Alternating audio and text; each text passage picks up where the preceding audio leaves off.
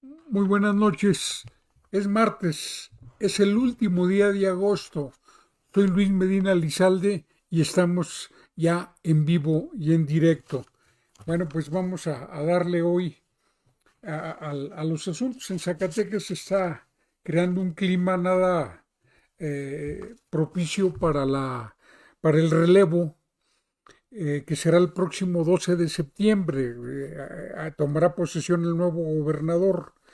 eh, Se revivió la iniciativa de reforma al ISTESAC. Hay un esfuerzo muy desesperado por sacarlo. No sabemos si esto es un afán de quedar bien o es una orden política del gobernador entrante, porque hasta ahorita quien mantiene eh, mayor protagonismo al respecto es el grupo de diputados alineados políticamente al gobernador David Monreal. ¿Verdad? La prensa está especulando si se trata de una iniciativa para... Eh, ¿qué, qué, qué, ¿Qué nivel político estamos en Zacatecas? Las opiniones se dividen entre los que dicen que están tratando de asegurar un hueso. Dice nada más la percepción que se ha construido alrededor de los diputados o que se trata de un acuerdo con el exgobernador Miguel Alonso para poder sacar adelante la reforma, pero el tema es que están convocando a movilizaciones a partir de mañana los agremiados de los diversos sindicatos con interés en el tema del ISTESAC. Y creo que eso está creando un clima de recepción al nuevo gobierno que pudo haberse evitado desde mi punto de vista en muchos sentidos. Creo que las transiciones entre más exentas de conflictos estén, pues es un problema de oficio político, de conducción, de sentido de los tiempos, y creo que Zacatecas sí requiere de estabilidad política, con debate, con discrepancias, críticas, pero con estabilidad. Sin embargo, creo que se están observando nubarrones en el cielo. Pero bueno, vamos a empezar por el principio. Un viejo debate que ha dado mucho de qué hablar desde alrededor si es cierto que se apareció o no se apareció la Virgen de Guadalupe en el cerro del Tepeyac. Ya ve que, bueno, hay estudios eruditos en ambos sentidos. Hay personajes de la historia nacional muy connotados y también del clero que ha negado la aparición de la Virgen de Guadalupe. Entre ellos me viene a la memoria Fray Servando Teresa de Mier, que le puso el cascabel al gato a finales del siglo XVIII. Y bueno, todo esto porque la librería El Árbol está recomendando un estudio muy completo clásico del guadalupanismo a cargo de un erudito católico, él, Francisco de la Maza. Esta es una obra que publica el Fondo de Cultura Económica en 1984 y la librería El Árbol, que es una librería de libros usados, lo pone a su disposición. El COVID en Zacatecas, hoy hay 95 nuevos contagios, ayer hubo 37, estábamos muy optimistas. Hoy da un salto, pero no a los extremos que estuvo la semana pasada. Es solamente alrededor bueno, 95. Llegamos a tener en los últimos días más de 200 en 24 horas. Y desde luego hay 56 varones y 39 mujeres, 8 menores de 20 años, 12 de 20 a 29, 21 de 30 a 39 años, 31 de 40 a 49, 10 de 50 a 59 y 13 adultos mayores. El más joven de los contagiados de COVID en Zacatecas es un niño de 5 años y hay dos personas mayores de 85 años. 14 de los nuevos contagios son de Sombrerete, Zacatecas, 13 de Zacatecas, 9 de Fresnillo y el mismo número de Jerez, de Guadalupe y el resto de Concepción del Oro, Chalchihuites, Jalpa, Luis Moya, Morelos, Nochistlán, Ojo Caliente, Pánfilo Natera, Pinos, Río Grande, Tabasco, Teúl de González Ortega, Tlaltenango, Beta Grande, Villa de Cos, Villa Hidalgo y Villanueva. No sé si sea mi impresión, no lo he estudiado con detenimiento, pero las cifras que hemos estado proporcionando describen una tendencia a dispersar más en el territorio los contagios por el coronavirus. Es decir, cuando durante la mayor parte de la pandemia los contagios eran concentrados en Zacatecas, Guadalupe y Fresnillo, en menor nivel en Jerez, pero también importantes en Sombrerete, pero ahora estamos viendo que se redistribuye más al grado tal de que, por ejemplo, hoy Zacatecas tiene un contagiado menos que Sombrerete, cuando Sombrerete tiene un número de habitantes que es la quinta o cuarta parte del número que tiene el municipio de Zacatecas. Y sin embargo, hoy tuvo más, tuvo 14 Sombrerete y 13 Zacatecas, 9 Fresnillo y Jerez 8 y Guadalupe 8, que también es un municipio muy poblado, ¿no? Se está redistribuyendo. Esa tendencia a la dispersión de los contagios me hacen preguntarme, ¿tendrá mucho que ver con que el acceso a las vacunas ha estado más expedito en los grandes centros urbanos, en Zacatecas, Guadalupe, Fresnillo, ¿verdad? ¿Quién sabe? Pero ahí está ese dato. De los 95, 90 están en total aislamiento domiciliario. Tranquilos, pues. Hay 5 hospitalizados, uno estabilizado, pero 4 graves. Inclusive uno de ellos ya está intubado. 27 se contagiaron por tener contacto con una persona positiva de COVID y el resto, 67, en forma comunitaria. 4 personas fallecieron, los 4 varones, 3 fresnillenses y uno de Nochistlán. El menor el más joven tenía 44 años y el mayor 75, y todos padecían diabetes, hipertensión, ¿verdad? Ojo, porque hay que cuidarse, hay que tener bajo control la diabetes.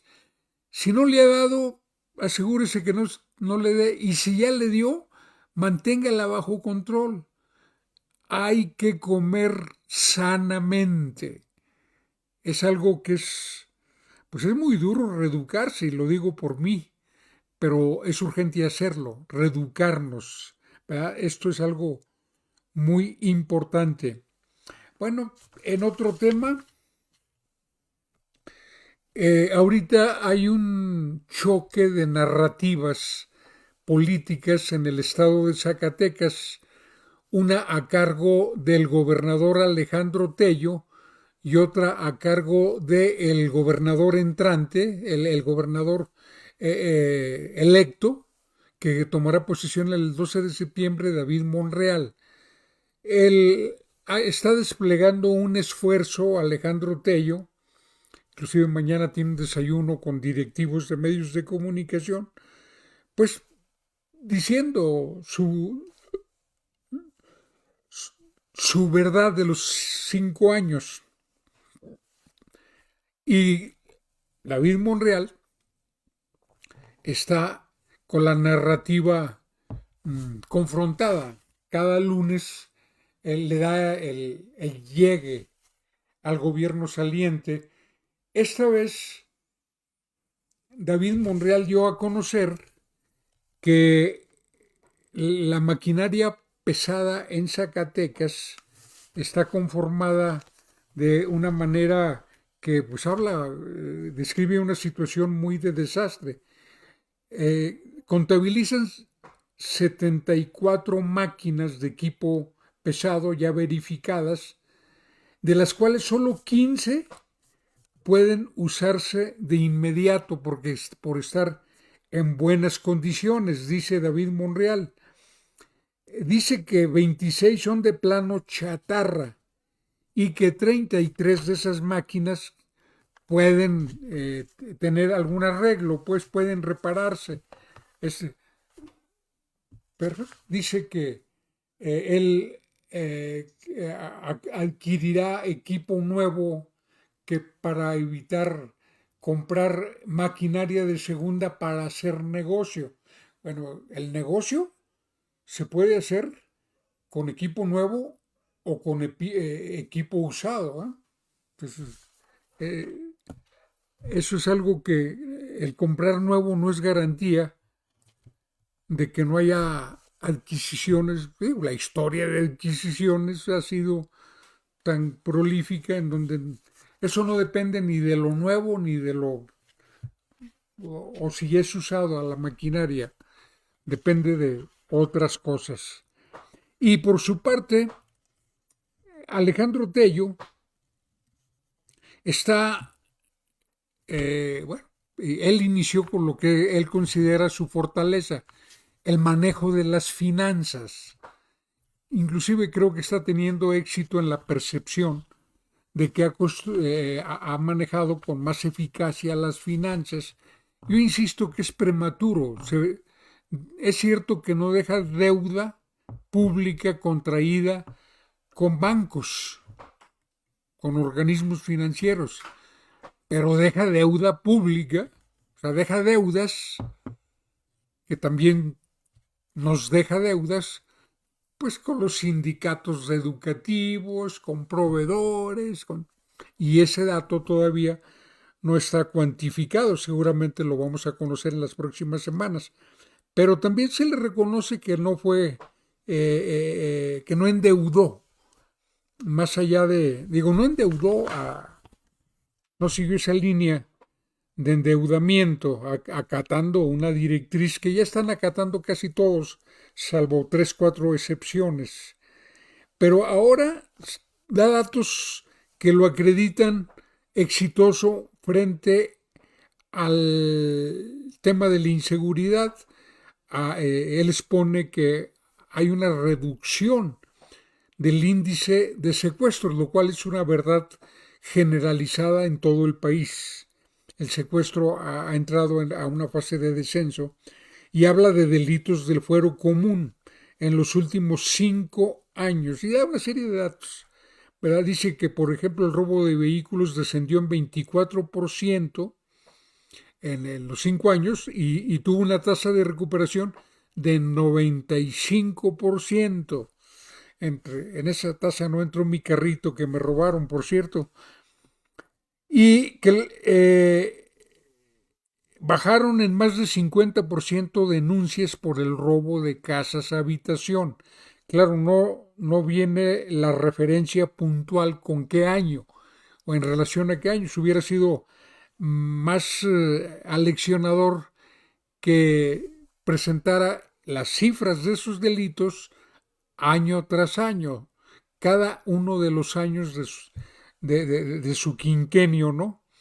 Pero entre otras cosas da un dato muy interesante. Uno no da el dato preciso de elementos de la policía estatal, vial y establecimientos penitenciarios, pero la verdad es que Zacatecas tiene más Guardia Nacional que policías en el territorio zacatecano. Pero lo que quiero llamar la atención de usted es en cuanto a que se construyeron el C5 y C4 Plus de Fresnillo, que significó la instalación de 576 cámaras de videovigilancia en Fresnillo, Zacatecas, Guadalupe, Jerez, Calera, Trancoso. Era una ruta lineal. Y yo me pregunto, Si se han instalado 576 cámaras de videovigilancia en los municipios que le menciono, con un altísimo índice delictivo, ¿para qué han servido esas 576 cámaras de videovigilancia?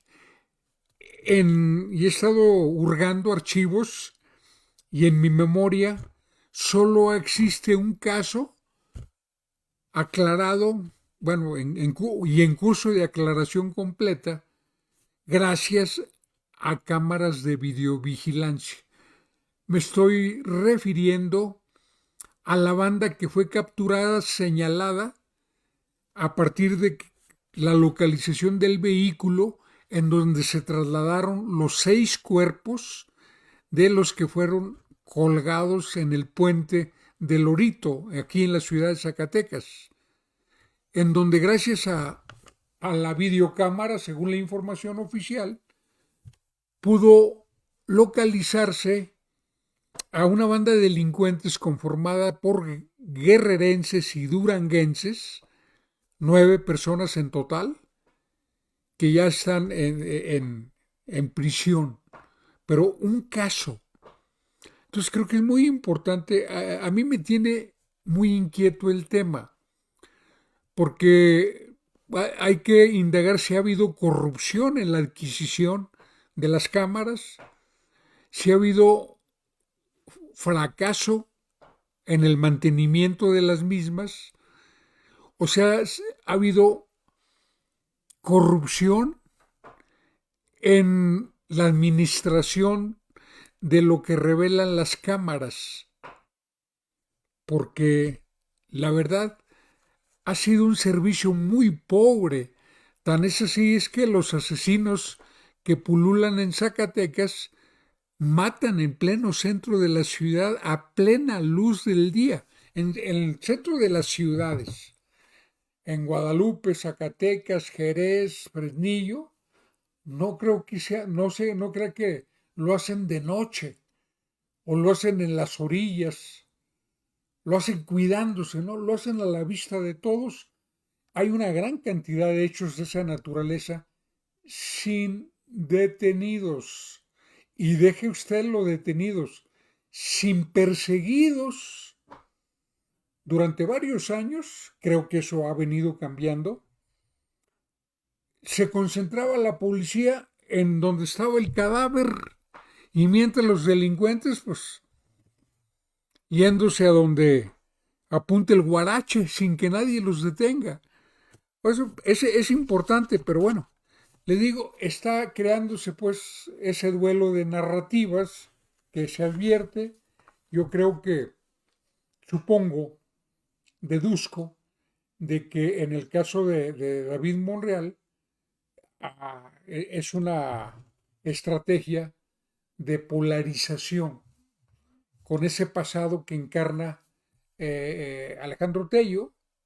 Es no me lo explicaría de otro modo, pero que el Tello era el que, en mi opinión, con inocencia política, suponía que iba a poder tener una transición tersa. Eso no está sucediendo. No hay ninguna transición tersa. No va a ser tersa la transición. Va a ser caníbal. Es muy antiguo el canibalismo en los relevos seccionales. Durante mucho tiempo fue una regla no escrita crecer a costa del otro, a costa del que ya se fue. El que llegaba le trasladaba todas las culpas al anterior. Lo hacían o con filtraciones, con declaraciones y pues, las confrontaciones son épicas. Llenaríamos muchos libros narrando esas historias de confrontaciones entre el sucesor y el antecesor. Algunas rupturas muy espectaculares, otras y en donde el antecesor guarda silencio generalmente, porque sabía que todo el poder del micrófono lo concentraba el gobernador en turno, que tenía los hilos de la prensa que el antecesor alguna vez tuvo, pero que ya se trasladaron al siguiente gobierno. Esa es una característica del sistema político mexicano. Y bueno, esto es algo que seguramente va a dar mucho de qué hablar. Pero además de eso, en Zacatecas, más allá de las anécdotas de los datos bueno, la narrativa de David Monreal, pues ha sufrido de descalabros con la historia de las obras de arte, con lo del cocodrilo, con ese tipo de episodios. Pero creo que aquí lo que hay que dejar puntualmente establecido que va a ser muy bueno que se hurgue a todo. Yo quisiera llamar la atención en el registro de la Comisión de Entrega-Recepción, que también si están llegando a ese nivel de detalle de contar los animales del zoológico, de la Encantada, de contar las máquinas, y está muy bien que lleguen a nivel de detalle, ¿no? Además está en la ley, que también exploren lo que las comisiones de policías para custodiar influyentes. Eso es algo muy importante. O al servicio de funcionarios. Es decir, porque esos son policías distraídos de la seguridad pública. Es despilfarro de los pocos recursos públicos que tenemos. Y tenemos la información de algunos de esos influyentes que han dispuesto con protección, siendo ellos privados, ciudadanos de a pie, no funcionarios y no funcionarios de seguridad, lógicamente, ni pobres que no pudieran tener un equipo de seguridad privada, ¿verdad? Eh, pero bueno, todo eso. Hoy vamos a conversar unos minutos más adelante con la diputada Alma Dávila. Ella, pues vamos a hablar a propósito del tema del ISTESAC. Ella es una diputada que ha mantenido una posición independiente al respecto. Sí, en ese sentido, estamos, bueno, estoy comunicando ya con Alma, me parece que donde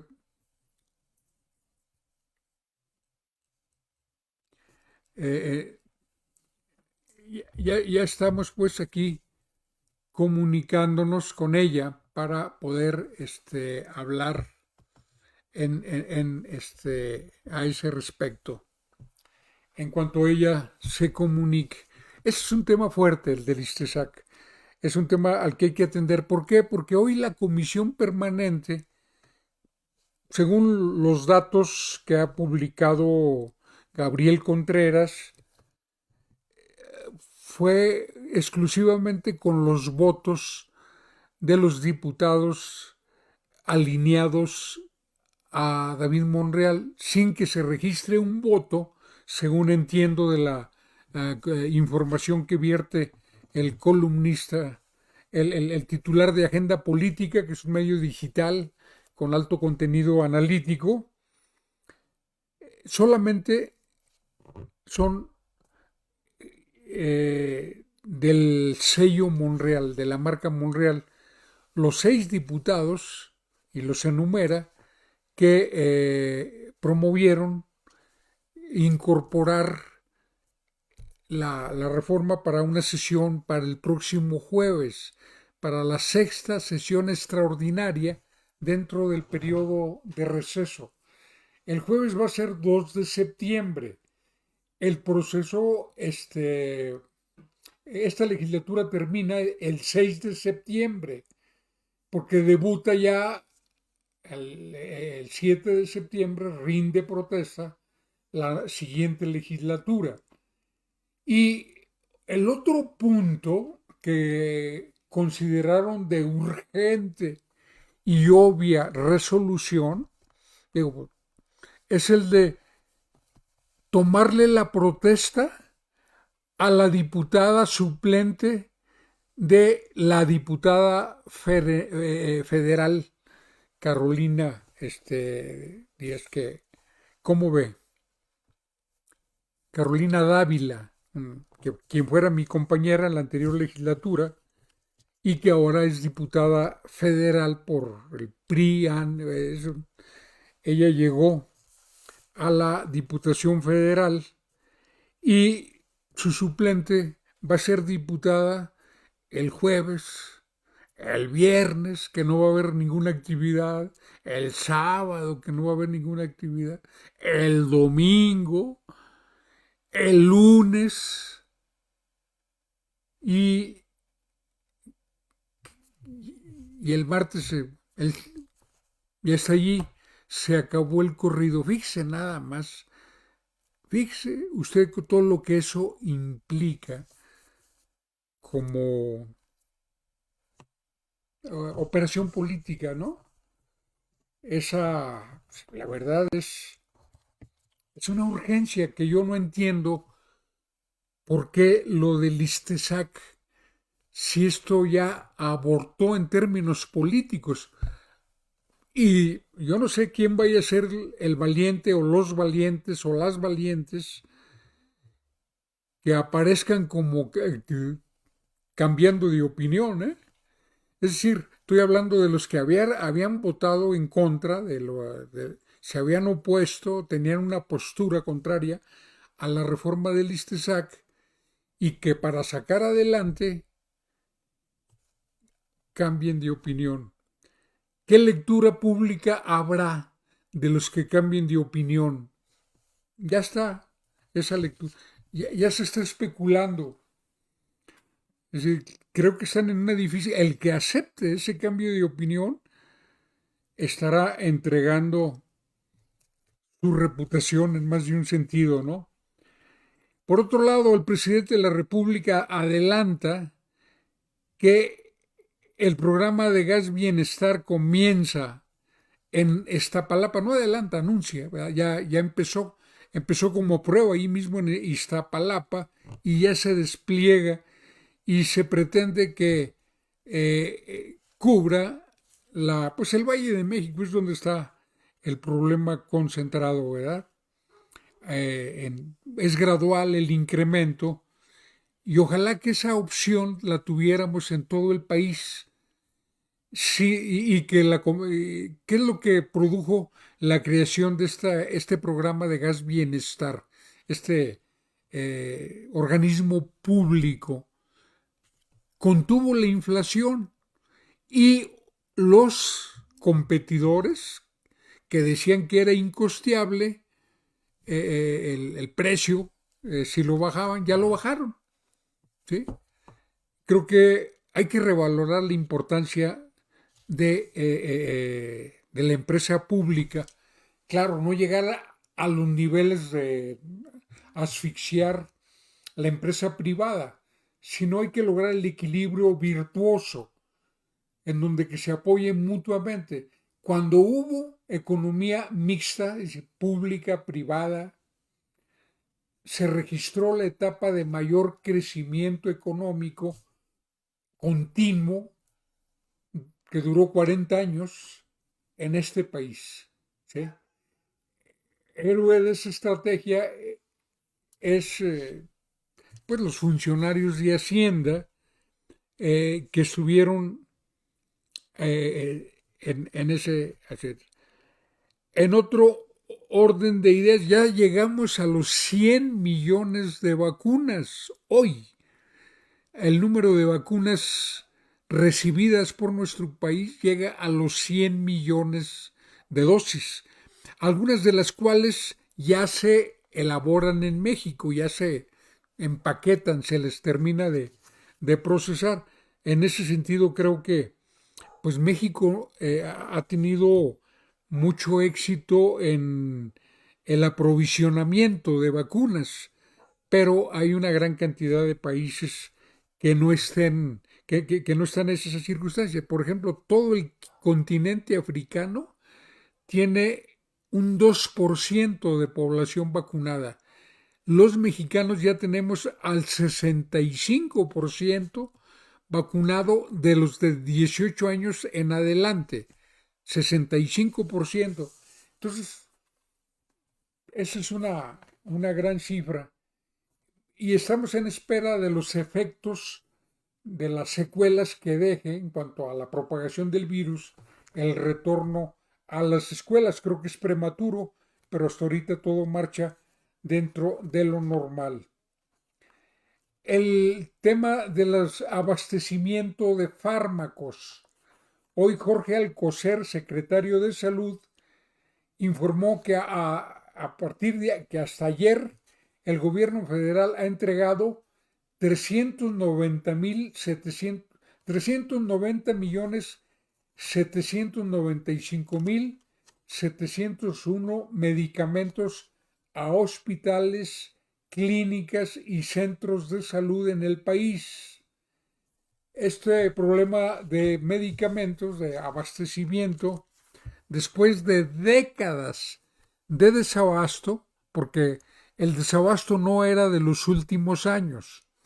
El desabasto, todos los que somos derechohabientes del ISSSTE, desde hace muchos años, todos los que tenemos familia derechohabiente del Seguro Social, o toda la gente que ha ido a los centros de salud, sabe que el desabasto es una historia muy vieja, que presentaban como nueva, como parte de la estrategia de los comerciantes de medicinas que durante esas décadas estuvieron haciendo negocios extremadamente sucios a costa del interés general. Pues bueno, hoy dio cifras muy alentadoras. En Nuevo León se produce una detención de 7 policías. ¿Sabe de qué están acusados? De usar sus patrullas, su uniforme, sus armas, su autoridad para detener personas que no van a la cárcel, que no van ante la autoridad. No se le remite a la autoridad, sino que se le entregan a grupos delincuenciales. Exactamente lo mismo que ha vivido Zacatecas en los últimos 14 años. Es algo muy importante para que nosotros lo tengamos muy, muy claro, porque el modus operandi generalmente se reproduce. Y esta historia aquí en Zacatecas le voy a dar casos. Hace algunos años fue reventada por el ejército una casa de seguridad de los Zetas en la colonia Las Arboledas. Eran numerosos los secuestrados ahí, entre ellos personas conocidas y amigas míos, amistades, y a 2 de ellos que hablaron conmigo, los agarró la policía. A uno, una patrulla de Guadalupe, a otro, otra patrulla de Zacatecas. No se los. Y fue en la feria, en la feria del patrocinio. Y se los entregaron a ese grupo. Me tocó también conocer de muy cerca la captura de una jovencita, de estudiante ella de Derecho, que la policía municipal de Zacatecas, en una patrulla de Zacatecas, se la llevó al 50, que fue un capo del cártel del Golfo que estuvo avecindado en Fresnillo y que casi se convirtió en un personaje de la vida social zacatecana a la vista de todos. Ella, con amigos míos, con gente muy cercana a mí, se fue a echar un trago a las 15 letras, sonsacada por mis amigos que estaban por viajar a Michoacán a respaldar la jornada electoral en Michoacán, un equipo del PRD entonces. Ellos fueron para irse bien animados que iban a manejar, estuvieron 1 hora, 2 horas, van y la dejan en su casa sin saber que allí la había visto alguien a quien le gustó. 2 horas, ya como a las 2, 3, como a la 1 de la mañana, tocan la puerta, era la policía, se la llevaron a entregársela a este capo, ¿sí? Hay muchas cosas, muchas historias, incluyendo de gente que ha sido secuestrada y guardada. Conozco un caso concreto de una persona cuyo cautiverio fue en una celda municipal, en un municipio de Zacatecas. Bueno, pero ya está la diputada Alma Dávila. Muchísimas gracias por atender este llamado. Diputada, pues ya no Hola, estamos buenas noches. Gracias por la invitación, licenciado Luis Medina. no Muchas gracias. estamos entendiendo exactamente qué está pasando con el tema del ISTESAC, que siempre sí, que siempre van a someterlo a la aprobación de la plenaria.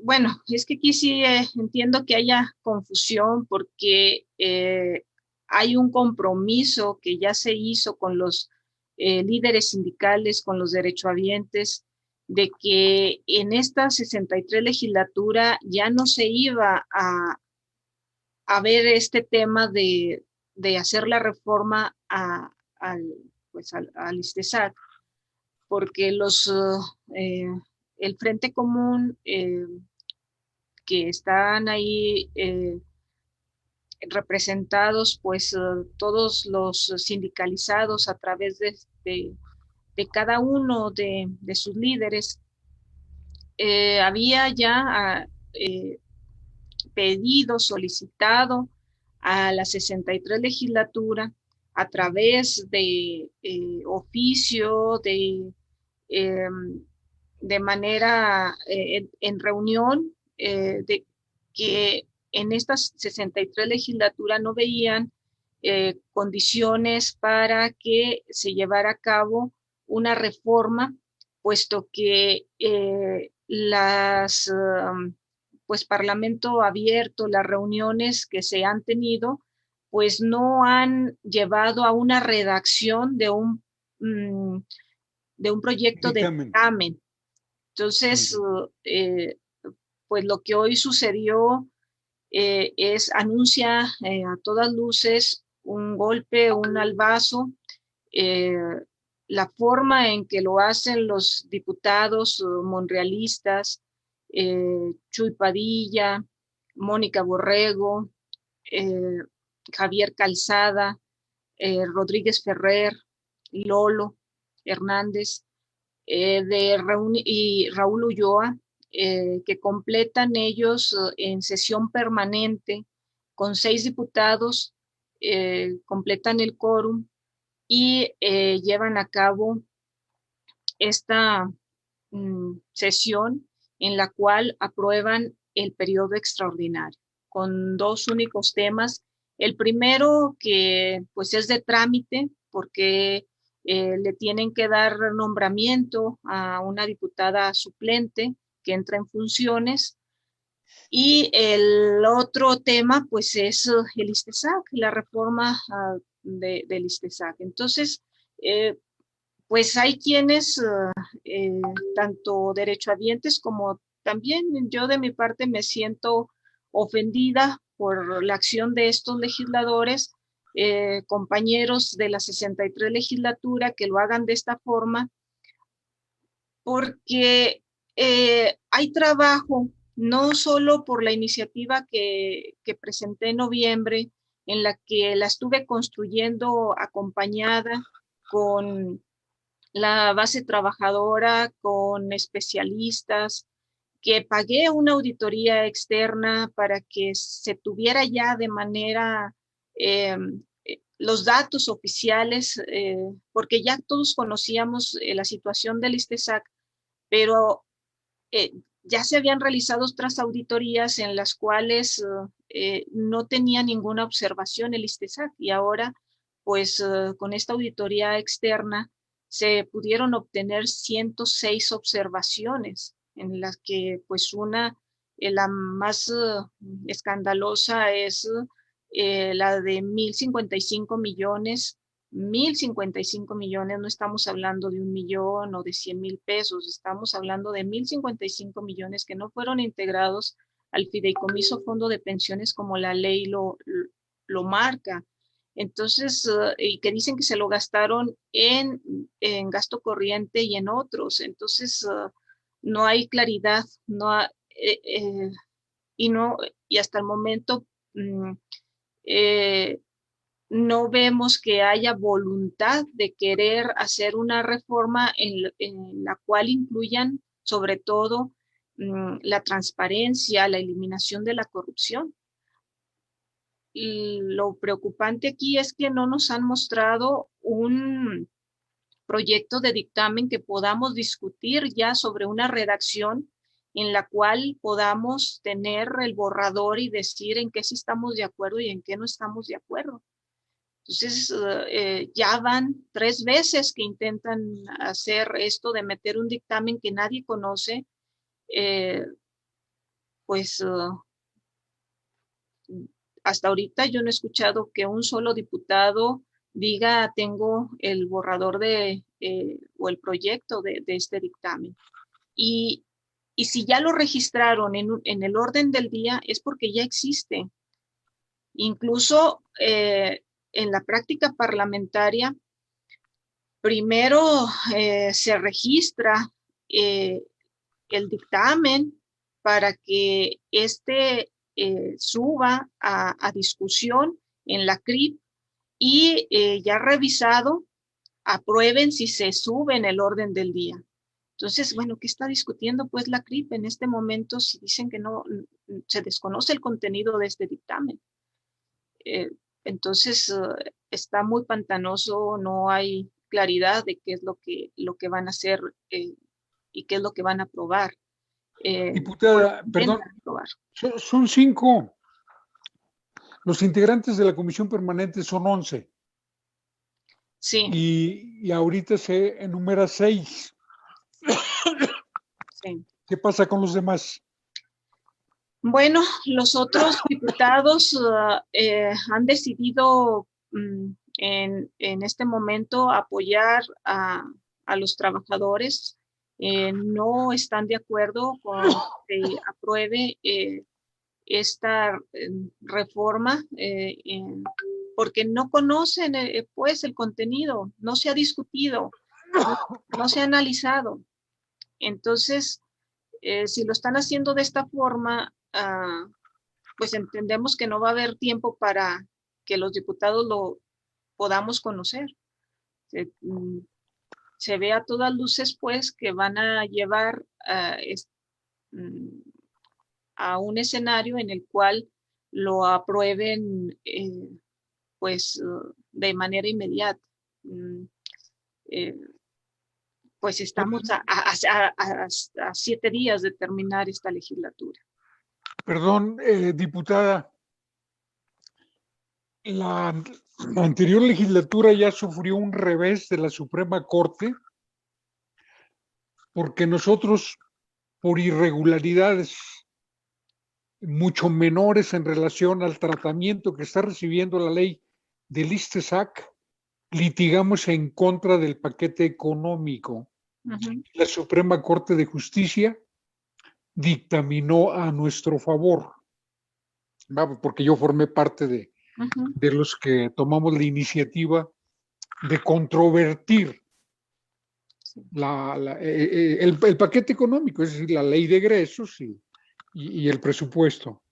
No están conscientes de que se está volviendo muy vulnerable en términos jurídicos una aprobación en esas circunstancias, diputada?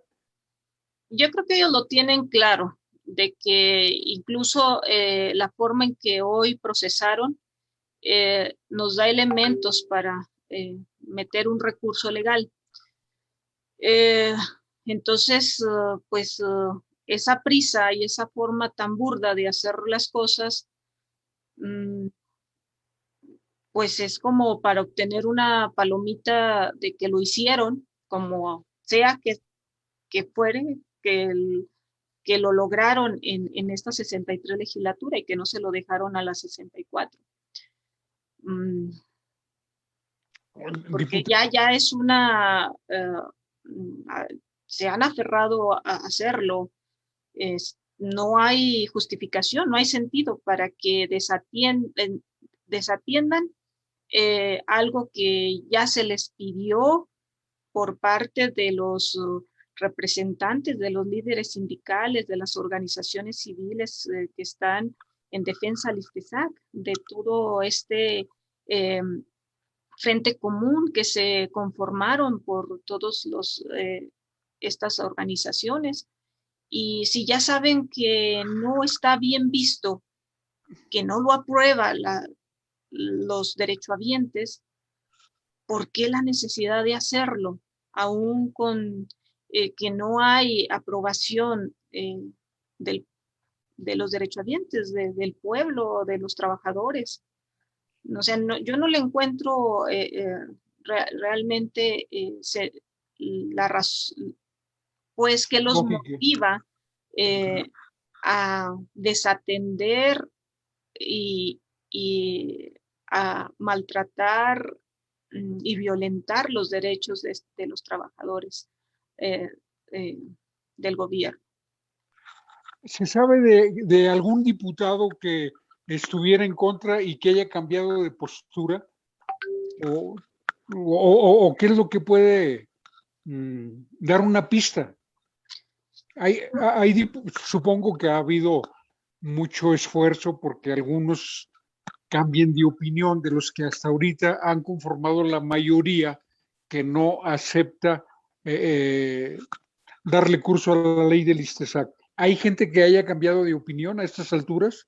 Mm, yo no conozco bueno, no sabría si hay algún diputado o diputada que eh, pueda favorecer a, a dar el voto número 16, porque ahorita estamos justamente 15 y 15.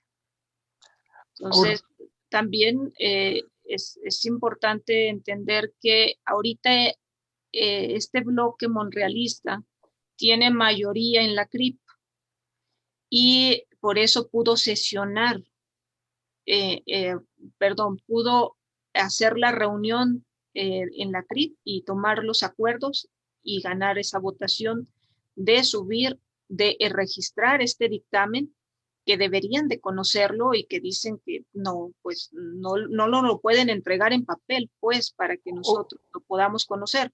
Entonces, ahorita lo que nosotros estamos haciendo es que los 15 que no estamos de acuerdo en que ahorita se apruebe con esa prisa una ley que no conocemos, es por eso, yo no estoy de acuerdo porque no conozco el dictamen.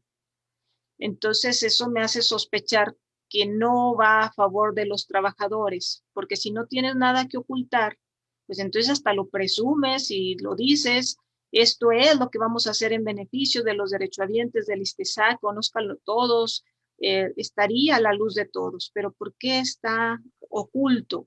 Eso es lo que eh, a mí me hace pues mantenerme de este lado de no sumarme a aprobar esta reforma, porque no conozco el contenido. diputada, Lo digo porque yo he trabajado mucho este tema del ISTESAC, entonces en un momento yo estuve insistiendo en que fuera esta 63 legislatura la que se pusiera a trabajar, la que se pusiera a revisar, y hoy en la forma en que lo están haciendo, tengo que retroceder decir, espérense, no conozco el dictamen, entonces si no lo conozco, si no hay claridad pues yo no puedo sostenerme en insistir en que sea la 63 legislatura. Prefiero que sea la 64 la que lo revise, analice y que se hagan los foros que sean necesarios. Diputada, ¿no existe la posibilidad de que esté relacionado la toma de protesta para una suplente a estas alturas con la que ya haya acuerdo político? Mm, pues yo no sé qué va a hacer una diputada de, pues del PRI. Pues le toman la protesta y va a poder votar. Mm, eh, Y sí, va a ser su único voto en la legislatura. probablemente. Ujú, Sí, porque, pudiera ser. pero bueno, creo Mm, que vamos a enfrentar un dilema fuerte. Diputada, usted registra una iniciativa de ley ajá, antes de la que ahora se está tratando, de la enviada por el gobernador Tello, ¿no? ujú, sí. ¿Y qué pasó? ¿La de usted fue dictaminada negativamente? No, lo que hicieron fue que se mandó a la congeladora. Yo la presento en noviembre porque en ese momento el gobernador había rumores de que iba a mandar una propuesta, pues, un proyecto, pues, de reforma. Entonces, quisimos ganar, pues, en tiempo, ser nosotros los que tuviéramos una propuesta. Y como ya la habíamos trabajado durante 2 años, entonces hicimos ese esfuerzo por darle la redacción ya de una redacción que fuera, que llevara todos los elementos de los puntos que ya habíamos platicado con la base trabajadora y que nos habían arrojado como posibles los análisis y los estudios que habíamos hecho. Entonces, pues ya le he dado a conocer esta ley que de principio es acabar con la corrupción, ponerle transparencia a todo la administración del ISTESAC, porque si se aprueba que haya incremento en las cuotas, si se aprueba que se venda el área empresarial, mm, eh, pero si no hay transparencia para el uso del recurso, no tiene sentido que aprueben lo otro, ¿verdad? Entonces, bueno, nosotros estamos cuidando el que en la propuesta que presenté en noviembre, que haya una administración adecuada y que es factible con cuidando Licenciada, se diputada, se puede realizar. Eh, salvo que ustedes hayan hecho cambios en el reglamento interior, está establecido el plazo de 40 días a partir del turno a comisiones para que las comisiones dictaminen las iniciativas. Y ya pasaron los 40 días con mucho. Es una sí, violación. no solamente en esa parte mm, están viola, faltando a la ley, eh, mm, pero desafortunadamente no es la única iniciativa que tienen así congelada, lo siguen Ajá. haciendo por usos y costumbres. Y mmm, como ya la movieron esa iniciativa, la iniciativa que yo presenté, cuando está en la comisión eh,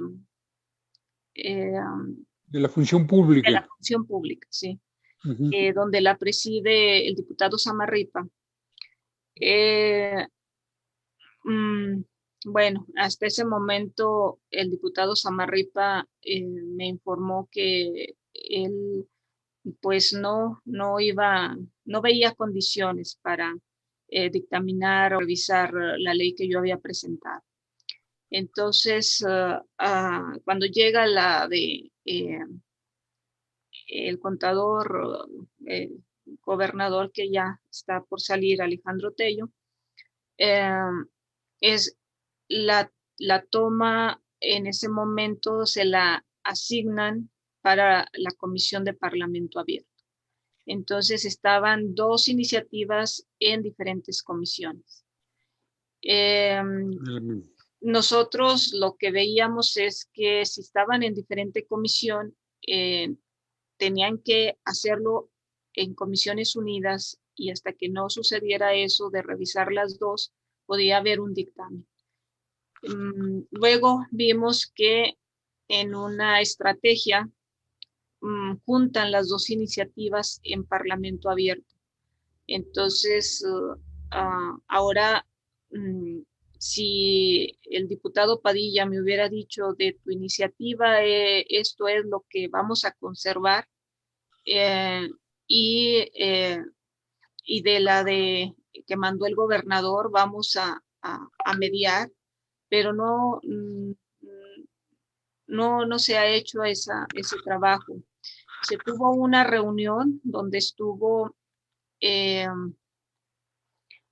el que hace, se me fue, Aguirre, el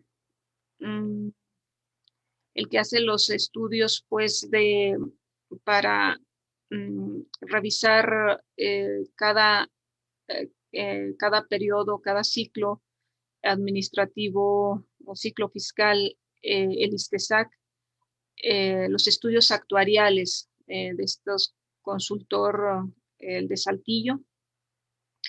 Se tuvo una reunión con él, pero pues lo que él nos expuso y lo que el movimiento de base y que estuvimos ahí presentes, tanto un grupo que representa de representación del movimiento de base, del profe Marcelino, y todo lo que nos presentaron, pues los números no coincidían con las cantidades que nosotros teníamos ya por la auditoría y por lo que nosotros habíamos revisado. Entonces, no llegamos a ningún acuerdo en esa reunión. Salimos sin hacer ningún acuerdo porque no había coincidencia en nada. Entonces, ellos dieron por hecho que ya nos habíamos reunido, entonces que ya habíamos avanzado. Claro que no se avanzó. Al día siguiente salimos en una rueda de prensa y dijimos, nosotros no hemos acordado nada. Al contrario, nos sostenemos en lo que no vamos a permitir, no incremento a los años de servicio, a las cuotas, ni tampoco a la complementariedad. Entonces, quedó eso manifestado y pues, pues en eso nos hemos sostenido, que no vamos a caminar en una reforma que lesione los derechos de los trabajadores. Gracias, diputada. Pues seremos testigos de lo que suceda en las próximas horas. Conocemos convocatorias a movilizaciones a partir de mañana y bueno, vamos a estar pendientes de lo que de la evolución de estos acontecimientos. Sí. Muchas gracias, diputada, por haber atendido la llamada. Hasta luego, que tenga muy buena noche. Gracias. Pues bueno, como usted ve, eso no es el mejor marco para una sucesión institucional que en Zacatecas creo que está viendo aquí una serie de situaciones pues que están abriendo heridas que absolutamente prescindibles desde mi punto de vista, absolutamente